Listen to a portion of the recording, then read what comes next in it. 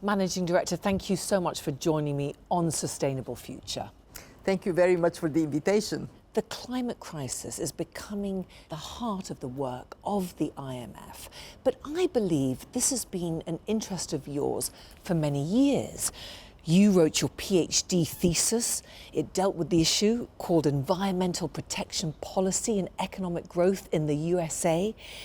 Please tell me a little bit about the central premise for that paper and how much the relationship between the environmental and business worlds have changed since you've written it. The reason I got into environment in the 80s was twofold. One, a member of my family got sick because of groundwater pollution.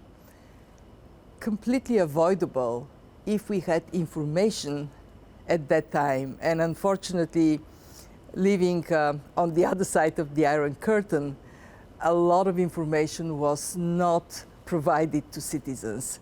And the second reason was I was looking for a topic that would allow me to think about market forces working for the environment, not against it. In other words, a market mechanism to help deal with the pollution problem.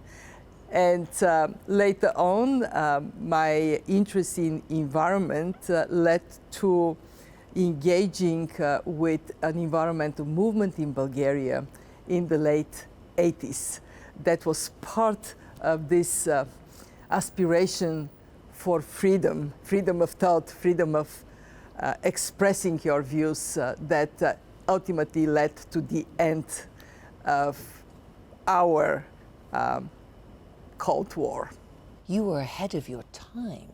It happened that way, and I'm so glad that I had this unique orientation at a time when environment was not very popular as a topic, and even less so in terms of environment and economics, because that was the door I walked through joining the World Bank.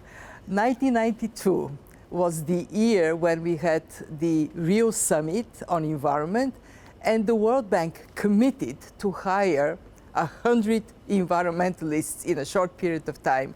I happened to be giving a seminar on environment at the World Bank, and days later I got a job offer which gave me a chance to work on what I care about in an institution with a global reach.